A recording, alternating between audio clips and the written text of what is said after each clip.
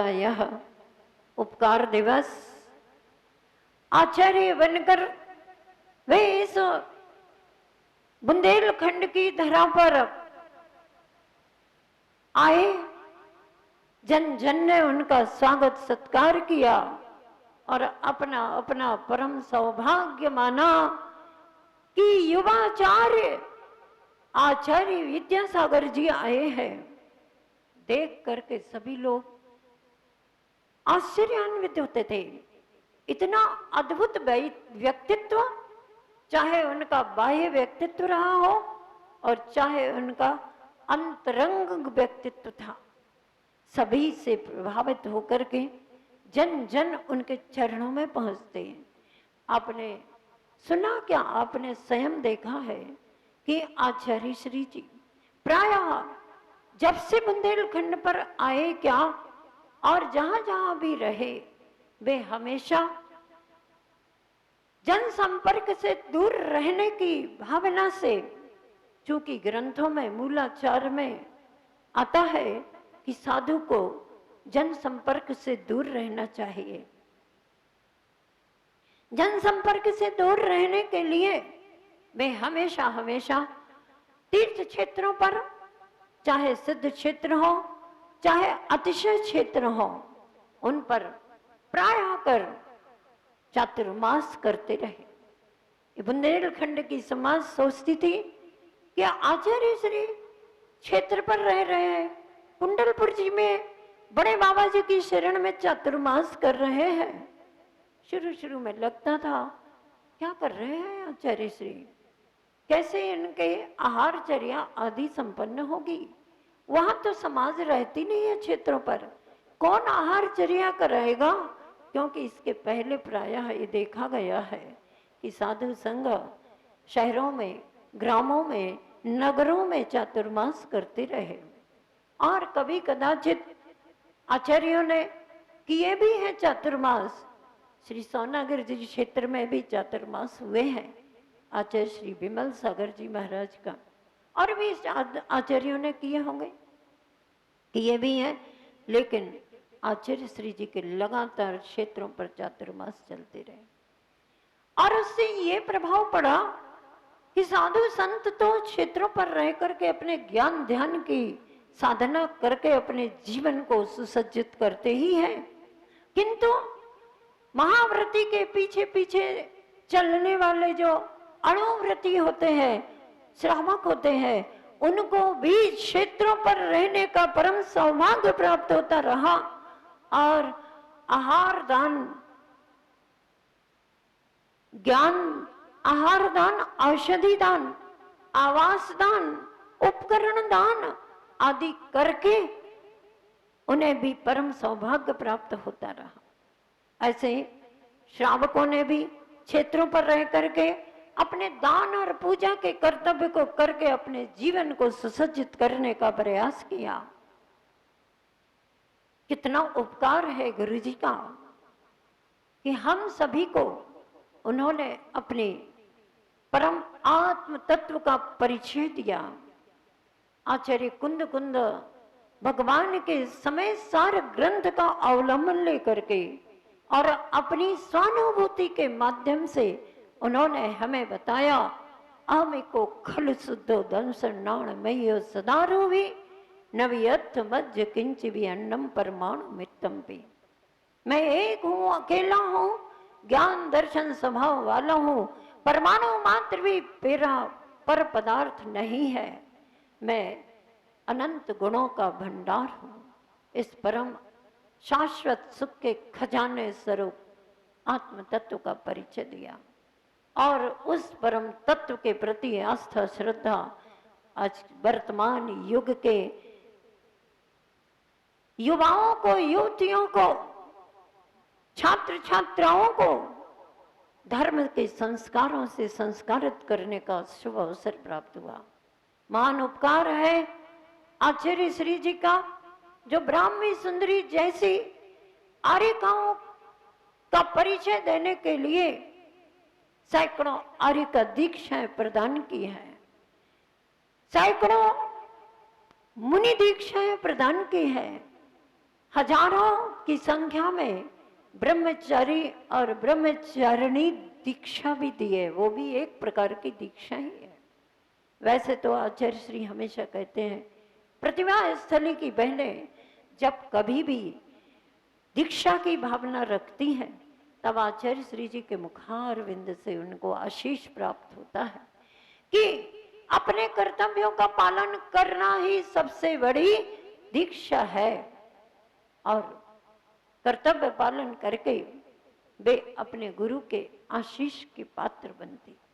हम सभी अपने कर्तव्यों का पालन करें और अपने जीवन में दीक्षा शिक्षा की अनुभूति करते हुए परम पवित्र निर्मल परिणामों से जीवन को जिए तो निश्चित तौर पर हमारे आनंद की अनुभूति का स्वर्णिम अवसर हमें स्वयं प्राप्त होता रहेगा।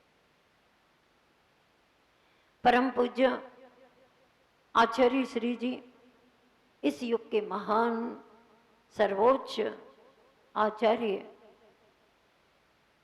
जिनके निर्देशन में हम सभी अपने जीवन में धर्म की भावना के साथ, धर्म ध्यान के साथ अपनी श्वासों को जीव रहे हैं।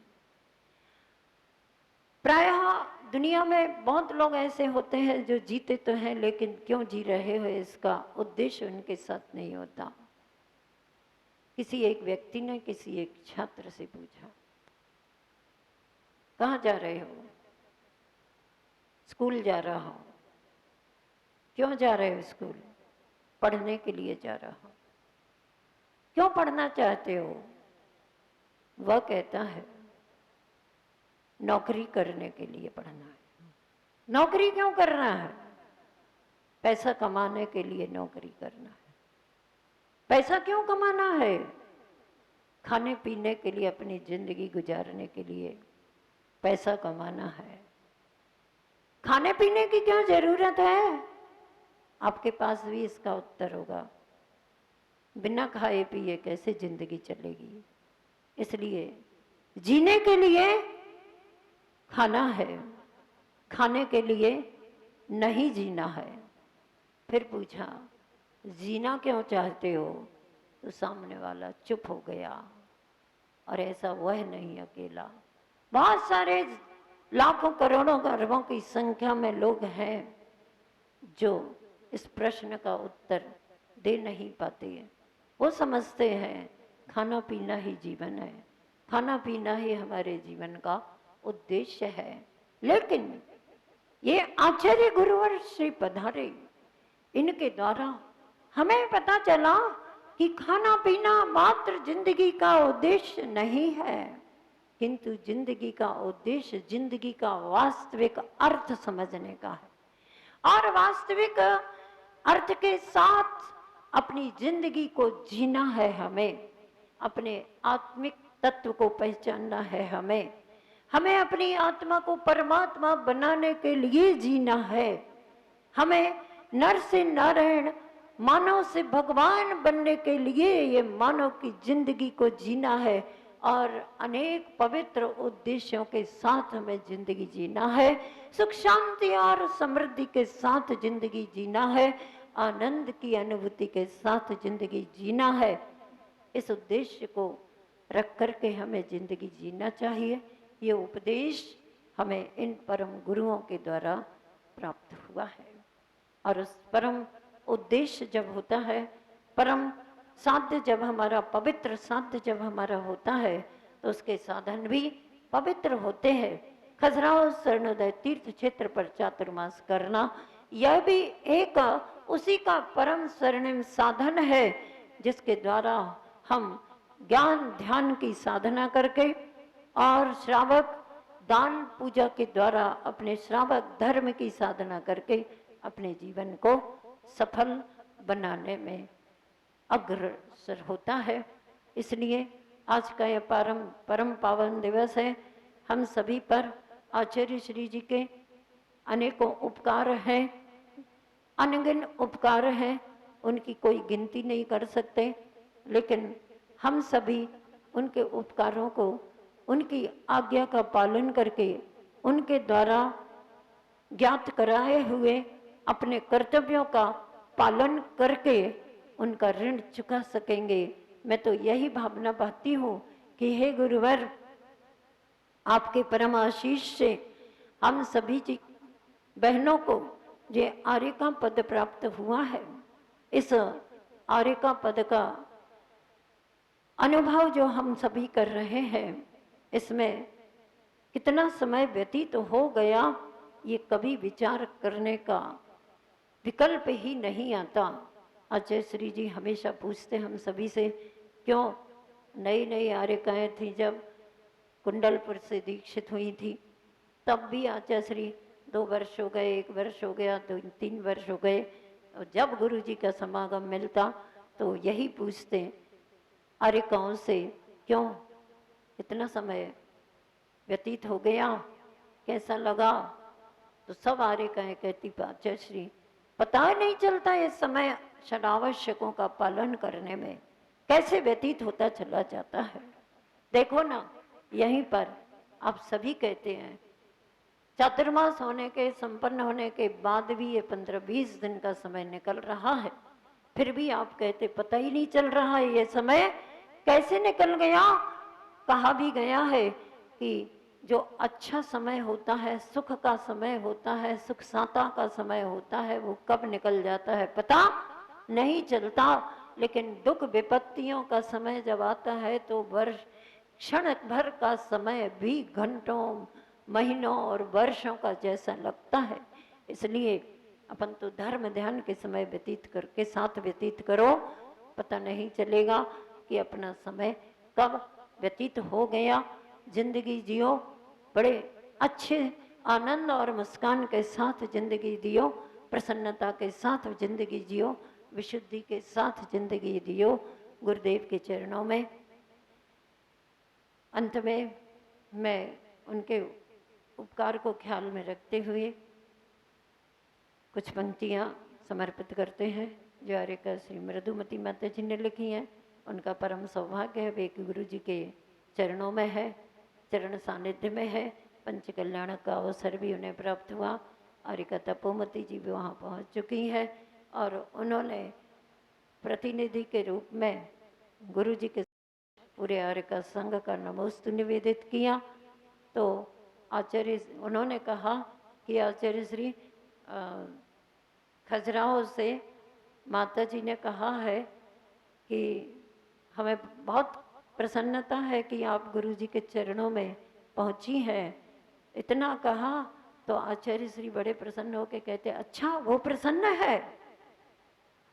कल शाम को बहन का समाचार आया था, पिंकी बहन का, तो कह रही थी आचार्य श्री कहते, अच्छा अच्छा वो प्रसन्न है, मतलब ऐसा तो नहीं है, हाँ ऐसा तो नहीं है कि उनको बुला लिया तो इनको कुछ कष्ट हो रहा। नहीं नहीं, गुरु का सानिध्य जो भी प्राप्त करें उस सब में हम सब लोग प्रसन्न रहते हैं कि समय से पहले, समय से आगे पीछे सबको सानिध्य मिलेगा। यह स्वर्ण अवसर कुंडलपुर के पंच कल्याणक का अवसर प्राप्त हो, शीघ्र गुरुदेव के संकेत ऐसे मिले कि सीधा उनके चरण सानिध्य में हम लोग पहुँचे और आप सभी भी एक महोत्सव के साथ गुरुदेव की आगवानी करें। बहुत ही अच्छी बात है। आपको आज्ञा और आगवानी का अवसर तो मिल ही सकता है, क्योंकि आपको आगवानी का अवसर प्राप्त करना आपके अपने हाथ में है। रहे हम लोग तो जैसा पुण्य का योग होगा, गुरु जी की आज्ञा का योग होगा, वैसा होगा। दीक्षा के दाता, विद्या के सागर, ये संयम की पतवार तुमको है अर्पण। दीक्षा के दाता,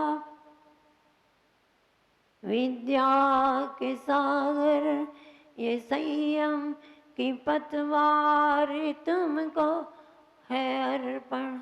उपकार तेरे हैं हम पर अनेकों, उपकार तेरे हैं हम पर अनंतों। तुझे तेरा सब कुछ समर्पण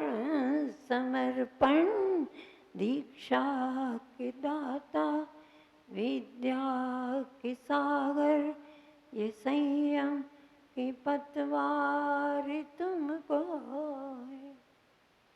गुरुपथ हो मेरे, गुरु मेरी मंजिल, गुरुपथ के दीपक अब बुझ जाती अंचल, तुम्हारे कदम के निशालक चलेंगे, जो तुम कहोगे वही हम करेंगे।